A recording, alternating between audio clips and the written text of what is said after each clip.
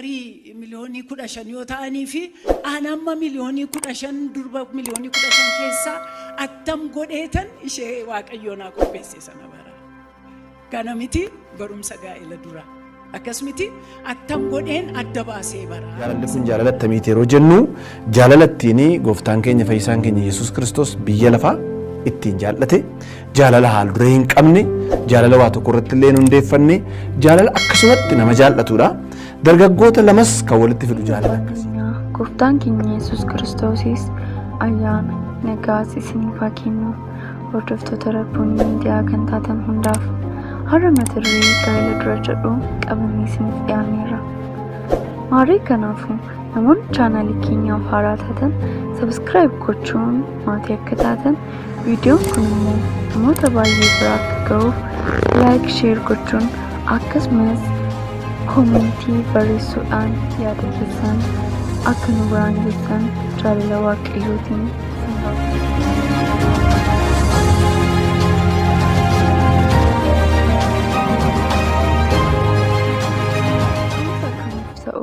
Utuu hariiroo gaa'ela dura jedhuun hin ilaalin dura hariiroo namni waaqayyo wajjin qabaachuu qabu haa ilaallu. Namni osoo walii isaa faana hariiroon jalqabin dura dhuunfaatti waaqayyo wajjin hariiroo qaba ture. Kunis boca yookaan diizaayinii waaqayyooti. Kanaafis namni hariiroo fi turtii waaqayyo wajjin qabu kanarraa kan ka'e amala waaqayyoo fudhachaa deema. Waa'ee hariiroo gaa'ela duraa yoo ibsan aadde Leensaa Guddinaa akkas jedhu. Abbaan manaa fi haati manaa walitti hin dhufin dura dhuunfaa isaaniitti waaqayyo wajjin yeroo dabarsanii maal ta'aa deemu gaa? Isa fakkaachaa deemu. Kiristoosiin Christ like isa jedhamu Kiristoosiin fakkaachaa deemu jechuudha. Namni Kiristoosiin fakkaatu lama immoo wal arginaan attam ta'a? Wal simata moo wal dhiita? Wal simata. Amalli waaqayyoo namni irraa dhaalaa deemuu qabu kun maali? Tokkoffaan jaalaladha. Akka jecha kanaa karaa malee kan hiikame, karaa malee kan hubatame hin jiru. Yeroo baay'ee hawwa foonii faana hiikni isaa warri kutee mul'ata. Fakkeenyaaf seexanni hariiroo saal-qunnamtii yookaan sexual relationii akka hariiroo jaalalaa yookaan making love ta'etti akka hubatamu godheera. Kanaanis waaqayyoo isa jaalala ta'ee arrabsa. Yohaannis 4:8 Jaalalli hin kenna, kajeellaan foonii garuu hin qabata. Kajeellaan foonii fedhii ofii isaa qofa waan dhaggeeffatuuf hin kajeela. Roomaa 1:26-27 Dubbii waaqayyoo akka jireenya namaa keessatti ija hin godhanneef hin hudha. Maarqos 4:18-19 Jaalalaa fi kajeellaa foonii maaltu wal fakkeessaa? Tokkoffaan garaa namaa keessa jiraatu. Lapheen namaaf akkuma marii konkolaataaf ta'eeti. Yoo dallaan itti ijaaramee eegame malee gara hin taanetti nama oofa. Inni lammaffaan baay'ee humna qabeessoodha. Amala nama dhuunfachuu cimaa qabu. Inni sadaffaan immoo lamaan isaanii du'atti nama geessu. Jaalalli gara namaaf du'uutti, kajeellaan foonii gara ajjeesuutti nama geessu. Garaagarummaan jaalalaa fi kajeellaa foonii. Jaalalli maddi isaa waaqayyoo biraa yoo ta'u, kajeellaan foonii garuu miira irratti kan hundaa'edha. Jaalalli dabarsanii of kennuu fi aarsaa kaffaluudha.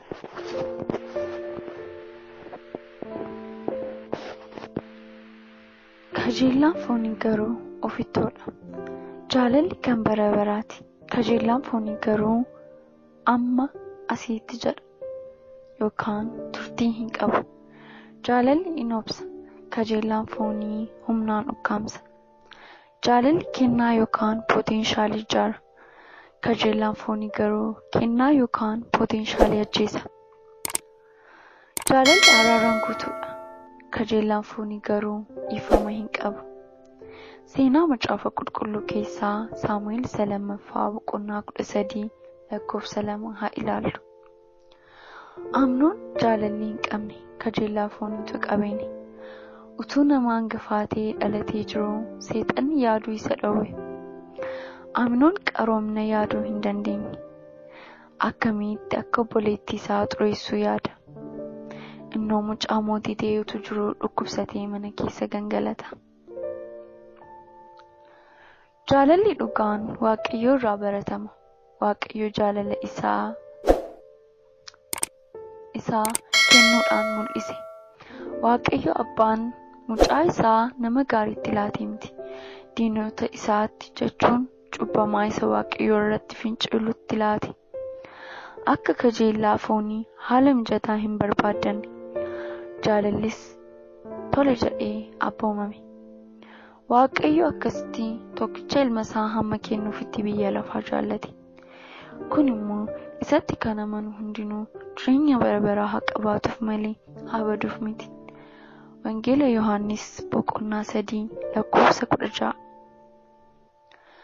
Waaqayyo garuu utuma nuyi cubbamoota taanee jirru Kiristoos nuuf du'uu isaatiin hammam akka nu jaallate in argisiisa. Roomaa boqonnaa 5 lakkoofsa 8. Walii galatti jaalallii fi kajeellaan foonii wantoota baay'ee waliif faallaa ta'an garuu bara keenya kanaa hiikni isaanii kan wal rukutedha. Haa ta'u malee kajeellaan foonii dubbii Waaqayyoo keessattis hin deeggaramne. Jaalalli garuu amala Waaqayyooti. Walii galatti jaalallii fi kajeellaan foonii wantoota baay'ee waliif faallaa ta'an garuu bara keenya kana hiikni isaanii wal rukutedha. Haa ta'u malee kajeellaan foonii dubbii Waaqayyoo keessattis kan hin deeggaramne yoo ta'u, jaalalli garuu amala Waaqayyooti. Akkuma ijaarsi manaa hundee irraa jalqabu ijaarsi hariiroo gaa'ilaa hariiroo Waaqayyoo wajjin qabnu irratti hundee godhata. Kana achitti jabaachuu hin danda'u. Jaalala Waaqayyoo. Nuyis jaalala Waaqayyoo nuuf qabu hubanneerra, amanneerras. Waaqayyo jaalala. Namni isatti qabamee jiraatus Waaqayyoo keessa in jiraata. Waaqayyo isa keessa in jiraata. Yohaannis isa duraa boqonnaa 4 lakkoofsa 16. Namni Waaqayyoo wajjin hariiroo yoo qabaatu amala Waaqayyoo dhaalaa deema jenne. Amalli Waaqayyoo inni namni dhaaluun irra jiraatu tokko jaalaladha jennee turre. Namni yoo jaalalatti qabamee hin jiraanne aboo ilmummaa isaatu sarbama. Namni yoo jaalalatti qabamee hin jiraanne aboo ilmummaa isaatu sarbama. Sababni isaa Waaqayyo jaalalatti qabamee jiraata waan ta'eef. Yohaannis isa duraa boqonnaa 4 lakkoofsa 7 ilaali. Yeroo Qaayin obboleessa isaa Abeelin ajjeese, Waaqayyo Qaayiniin, "Abeel obboleessi kee eessa jira?" jedhee yoo gaafatu, Qaayin immoo deebisee, "Ani hin beeku, obboleessa koo natu eegaa?" jechuudhaan deebise. Waa'ee nama tokkoo hin beeku jechuun yookaan dhimma dhabuun jibba agarsiisa.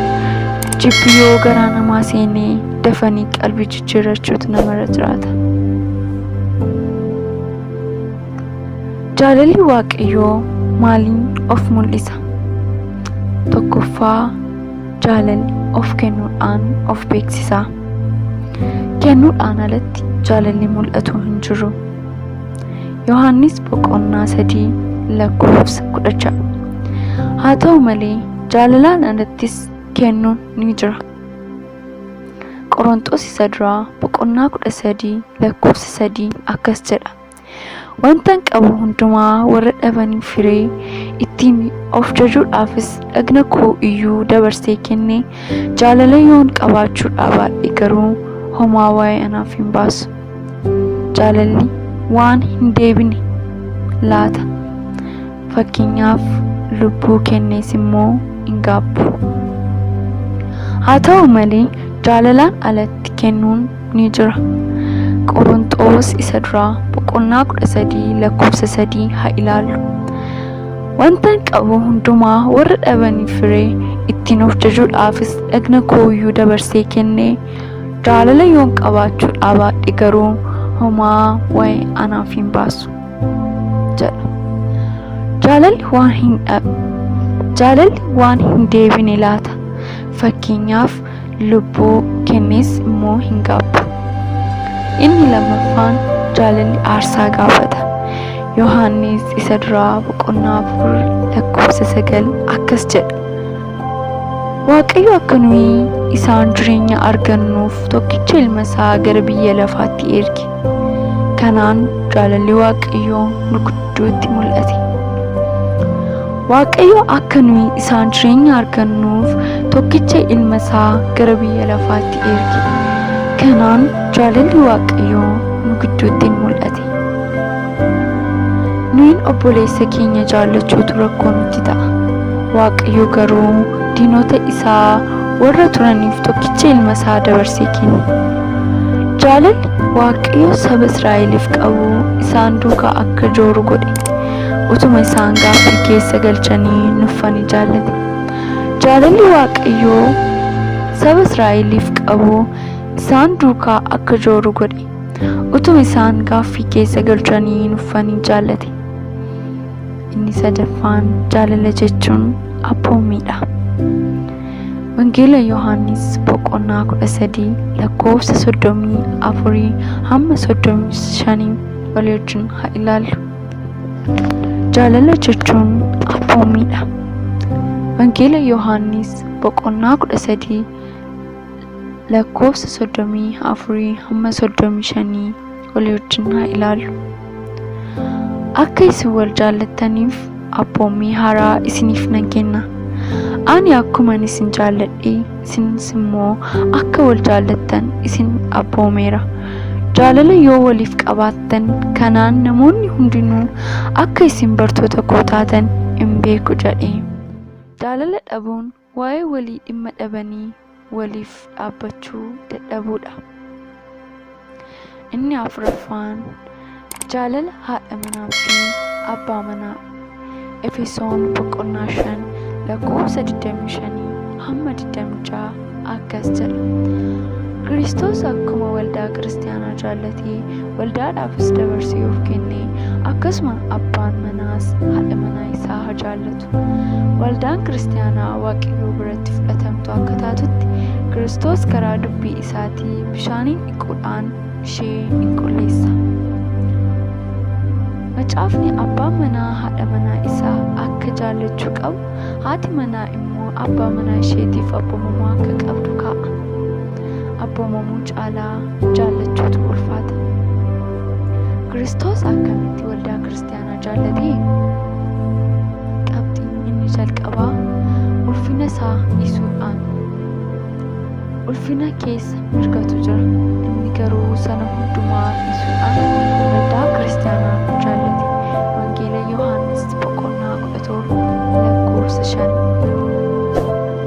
Kiristoos akkamitti waldaa kiristaanaa jaallate? Qabxiin inni jalqabaa ulfina isaa dhiisuudhaan. Ulfina keessa mirgatu jira.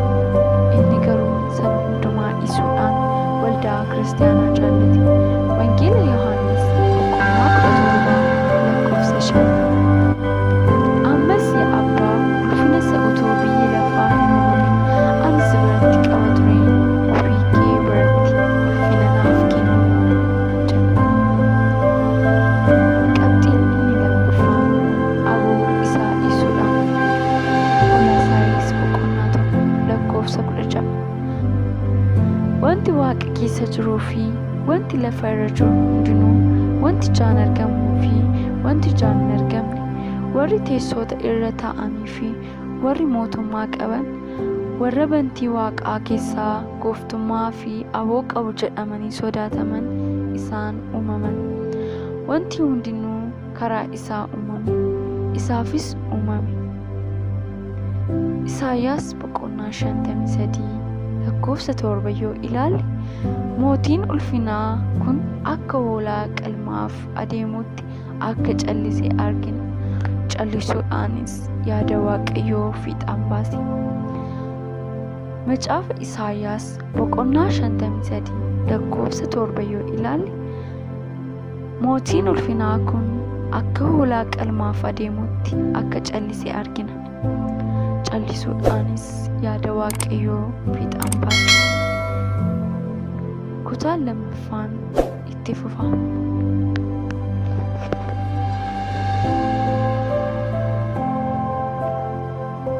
Egaan kabajamtoota hordoftoota keenyaa, hamma